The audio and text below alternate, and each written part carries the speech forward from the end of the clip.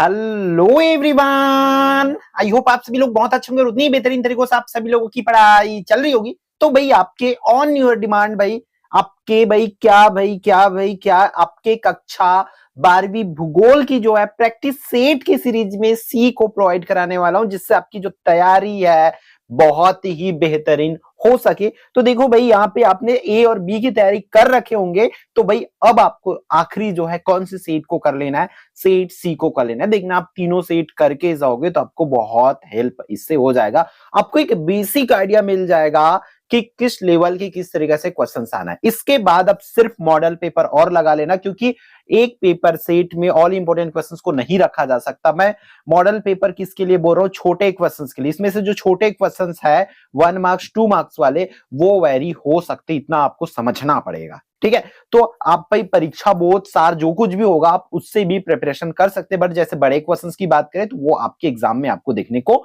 मिलेंगे। और आपको एक और काम क्या करना है, जो मैप वाली काम है, मैप वाली पोर्शन को अच्छे से देख लेना, उसको अच्छे से प्रिपेयर कर लेना। ठीक है, तो चलो बढ़ते हैं आगे। यहाँ पर निर्देश आपको पता है, पीडीएफ ऐप में मिल जाएगा, ये भी चीजें आपको पता है। तो देखो, निम्नलिखित में कौन सा प्रतिकर्ष कारक नहीं है? जलाभाव, बेरोजगारी, चिकित्सा, महामारी, कौन सा जो है प्रतिकर्ष कारक नहीं है उसको लिखना है।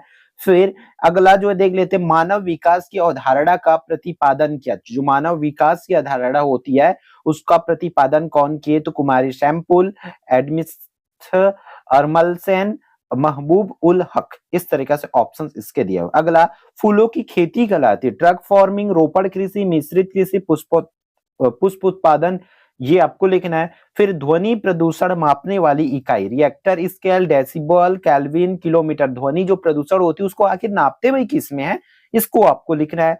फिर निम्न में से कौन सा भूमि उपयोग संवर्ग नहीं है? प्रतिभूमि, सीमांत भूमि, निबल बोरा क्षेत्र, जो कि अपन निया बोरा क्षेत्र के नाम से भी इसको जानते हैं, वो वही चीज है। द्वितीय योग्य व्यर्थ भूमि। इस तरीके से क्लियर है, तो ये चीजें करना है।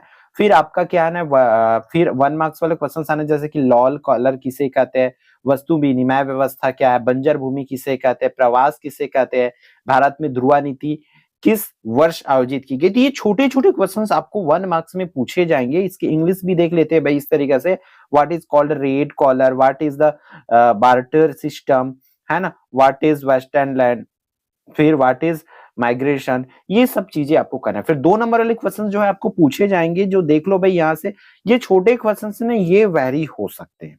अब यहाँ पर इस चीज को बनाने के लिए पूरी तरीके से आपके practice paper model, sorry practice paper जो मॉडल पेपर पीवाई को सब कुछ को ध्यान में रख के बनाया गया है, इसलिए तीनों को रखेंगे। अधो सॉरी अशोधित जन्म दर से क्या आशा है? जनसंख्या घनत्व सूत्र है। विकास और वृद्धि से क्या तात्पर्य? रेशा मार्ग क्या है? सीमांत या अमिक कृषि किसे कहते हैं? ये आपको बताना है। मिलाई नहीं है।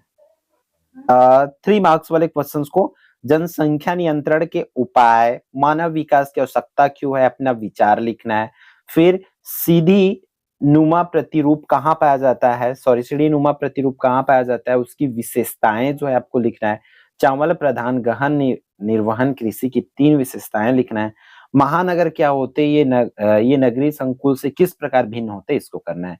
तो इस टाइप से क्वेश्चंस आपको 3 नंबर में पूछे जाएंगे। फिर आपके 5 नंबर वाले क्वेश्चंस आना है, भारतीय कृषि की कोई 5 समस्याएं लिखना है ना।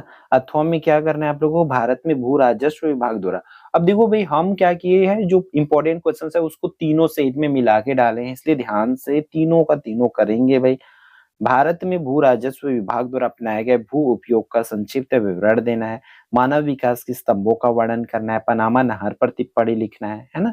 तो इस टाइप से क्वेश्चंस आपको देखने को मिलेंगे। जैसे इंदिरा गांधी कमान क्षेत्र में सतत पौष्टिक विकास को बढ़ावा देने के लिए उपाय सुझाना है। ऊर्जा के गैर परंपरागत साधनों का वर्णन करना है। भारत में रेल परिवहन की समस्या के बारे में लिखना है ना। इस तरीके से क्वेश्चंस आपको पूछा जाएगा। ठीक है, तो इसको ढंग से कर लेना। फिर यहाँ पर ये विश्व के राजनीतिक सीमाकार मानचित्र में इसको दर्शाना, जैसे कि आपको ये मानचित्र दिया रहेगा, ये तो ए क्या है, बी क्या है, सी क्या है, इसको बस दर्शाना रहता है। ठीक है, सिंपल सा। फिर भारत के सीमाकार मानचित्र में निम्न को दर्शाना है। जैसे भारत के मानचित्र लेना है, जैसे ही भारत के मानचित्र में, तो उन चीजों को आपको दर्शाना रहेगा। ठीक है, फिर छत्तीसगढ़ का मानचित्र ले लेना, जैसे कि ये रहा आपके छत्तीसगढ़ का मानचित्र, यहाँ पर ए क्या है, बी क्या है, उसको आपको सिंपल से दर्शाना रहता है ना। यहाँ पर छत्तीसगढ़ की जीवन दायिनी, छत्तीसगढ़ लौह इस्पात केंद्र, तो ये सब चीजें को वहां पर आपको सिंपल सा लिखाना होगा, दिखाना होगा। ठीक है, तो इस वीडियो में इतना ही, फिर हम मिलते हैं अगले इंपॉर्टेंट वीडियो में। जय जोहार, जय छत्तीसगढ़, ऑल द बेस्ट।